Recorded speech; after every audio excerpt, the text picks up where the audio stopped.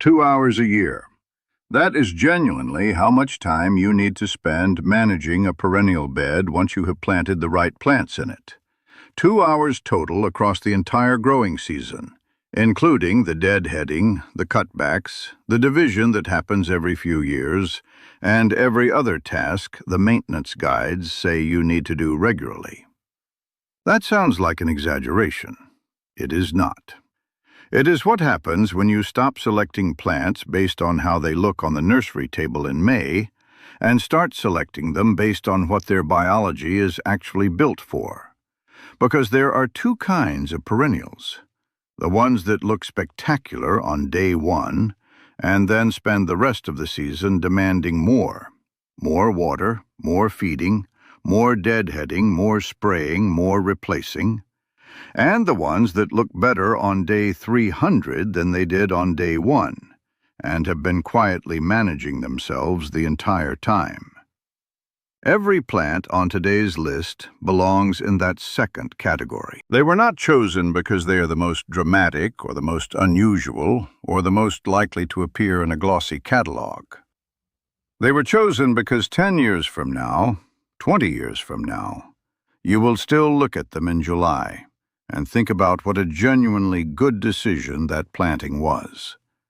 Because they will still be there, still blooming, still spreading, still requiring almost nothing from you in return for everything they give the garden. 9 of them. Let's go through all 9. Number 1 is Coreopsis moonbeam. The Perennial Plant Association named it Plant of the Year in 1992.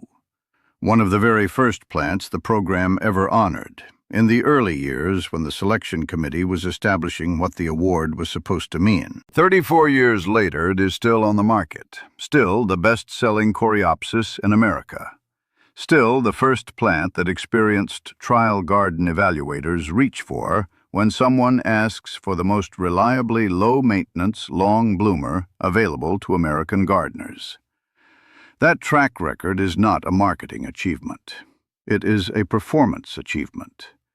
Coreopsis moonbeam earns that continued position on recommended lists by doing something in the garden that no amount of advertising can fabricate. It blooms from late May through October with a consistency and a generosity that most perennials cannot approach, even with intensive management. 5 months. Not 5 weeks.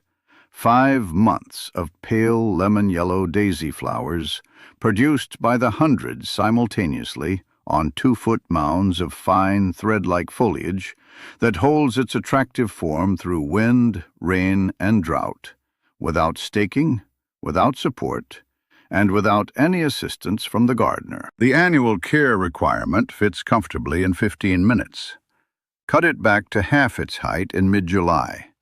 The single intervention that converts a 5-month bloomer into a plant that produces a second full wave of fresh bloom by mid-August. That cutback is optional. Moonbeam blooms without it. The cutback simply produces a more generous second half of the season. Beyond that one optional task, the plant manages itself entirely. Drought-resistant across zones 3 through 9. Deer-resistant. Spreads gently into a 3-foot clump over 4 years without ever becoming the kind of aggressive spreader that takes over neighboring plants. Alan Armitage at the University of Georgia called it the cheap petunia of perennials, meaning it bloom bombs like a petunia, but lives like an oak. That comparison is accurate in every dimension except one.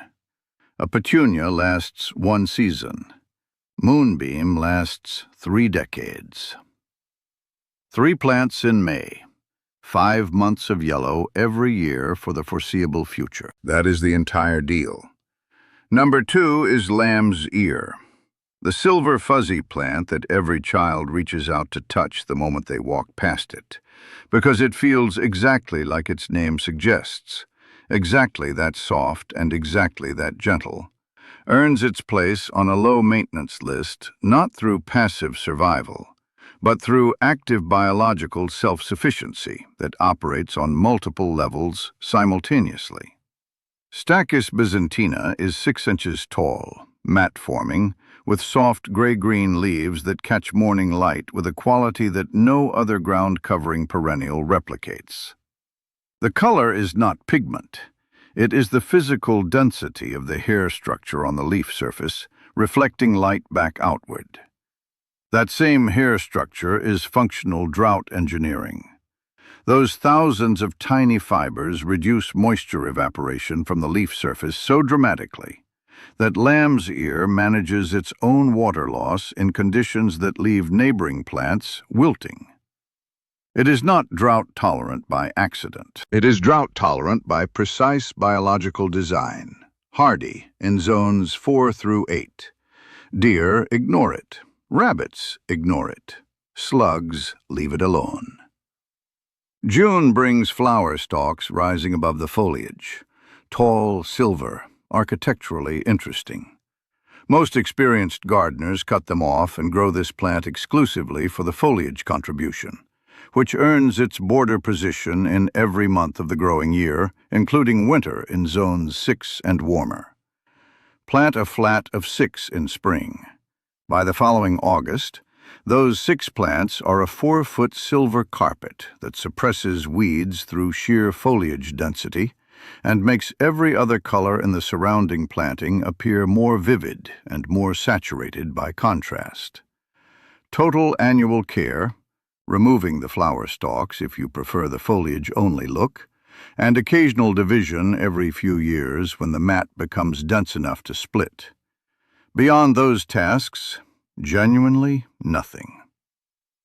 Number 3 is Salvia Maynite, Perennial Plant Association Plant of the Year, 1997. 18 inches tall, dense, rich violet-blue flower spikes from late May through June that arrive while most other perennials are still building momentum.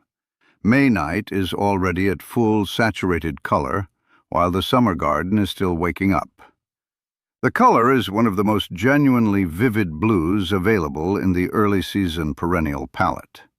Not lavender blue, not purple blue, but a clean, saturated violet that reads clearly from across the garden and photographs with an intensity that makes people stop scrolling.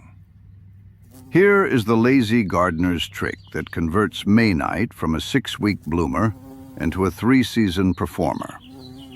After the first bloom flush finishes in mid-June, take hedge shears and cut the top third off the entire plant. Not precisely, not carefully, just a broad, rough cut across the top third of the plant. 3 weeks later, a complete second wave of those violet-blue spikes pushes through. Continue light deadheading through August, and a third, lighter flush follows in early autumn. 3 flush performances from one cut that takes 15 minutes and requires no particular skill or timing precision. Total annual care across the entire season. That one cutback in mid-June and the optional light deadheading that follows. Deer ignore it. Drought doesn't affect it once established. Pollinators, particularly bumblebees, work every spike constantly from first bloom through last. Hardy zones 4 through 8. The variety name matters here specifically. Maynite and Caradonna are the 2 with documented long bloom track records. The unnamed Salvia ex sylvestris at the garden center may perform equivalently or may not. The label determines the result. Number 4 is Allium millennium. Not the giant spring-blooming allium with the purple softball-sized flower. That is Allium giganteum, a different plant with a different growth cycle and a completely different maintenance profile. Millennium is the late summer bloomer, and the Perennial Plant Association named it Plant of the Year in 2018 for reasons that are immediately apparent the first time you see it in bloom in late July. Foot-tall clumps of grass-like leaves that stay clean, green, and attractive through the entire season. Unlike most alliums whose foliage turns yellow and looks spent by July, while the plant is still supposedly performing. Then the lavender-purple drumstick flowers appear on stalks above that fresh foliage in late July and August. 2-inch globes of densely packed florets that bumblebees find with an enthusiasm that is almost theatrical. 3 or 4 bees on a single drumstick simultaneously, working slowly and methodically, as though the flowers contain something worth taking their time over. The quality that makes Millennium genuinely extraordinary from a low-maintenance perspective is sterility. It does not seed itself around the garden. There are no seedlings to manage, no unexpected spread to contain, no naturalizing that turns enthusiastic into problematic over a few seasons. Plant it, mulch it once, and walk away. It does not need dividing for 15 years. It does not need spraying. It does not need feeding. It does not ask anything of you while consistently delivering one of the most pollinator-rich late summer displays available in the American perennial garden. Number 5 is fountain grass. A 2-foot mound of fine green grass in summer. Then in August, foxtail plumes shoot up. Soft bottle-brush textured spikes in warm copper-pink tan tones that sway in any breeze and bring a quality to the garden bed that no flowering perennial can replicate. Movement. While everything else in the planting is static, fountain grass is constantly animated, catching light differently at every hour of the day, and responding to the smallest air movement with a gentle, continuous sway that makes the whole bed feel alive rather than merely planted. The plumes hold through October. The entire plant transitions to gold bronze in November and stands through winter, catching snow, feeding birds, glowing in low winter light with a warm copper quality that makes the dormant garden look considered rather than abandoned. Cut it back to 4 inches in early March. That single annual task, which takes 5 to 10 minutes per plant, is the complete care requirement for a plant that delivers ornamental contribution across 4 distinct seasons. Pennisetum alopecuroides, Hamel, is drought-proof once established. Deer don't touch it. It spreads slowly into a 4-foot clump over 5 years, which means it fills its designated space without requiring division and without overrunning neighboring plants. Hardy zones 5 through 9. One of the most self-sufficient ornamental grasses available for American landscapes, delivering movement, texture, seasonal interest, and wildlife value from a position of complete biological self-sufficiency. Number 6 is Liatris.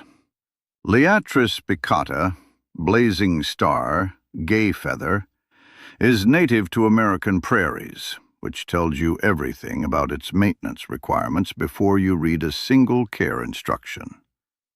Prairie plants don't get watered. Prairie plants don't get fed. Prairie plants establish, spread, and perform in conditions that most garden plants would find genuinely hostile. Liatris does all of that in your garden bed, while simultaneously producing one of the most architecturally distinctive flower silhouettes in the summer perennial palette.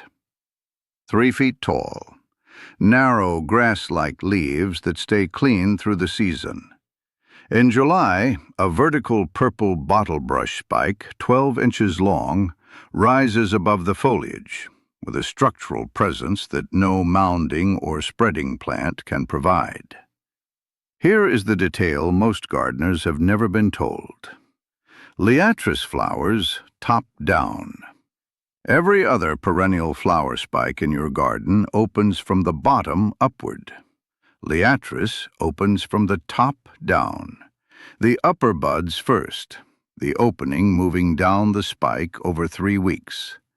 It is biologically unusual in a way that makes it visually distinct from everything around it. Plant a corm in spring. Walk away. In September, when monarch butterflies are moving south, 10 of them on a single spike at once is not an exaggeration. Hardy zones 3 through 9. Cut spent spikes in November. That is genuinely the complete annual care schedule. Number 7 is astilbe. The plant that makes a shaded yard look like a catalog cover photo. 2 to 3 feet tall with feathery plumes of tiny flowers in pink, red, white, and lilac, held above ferny dark green foliage in June and July.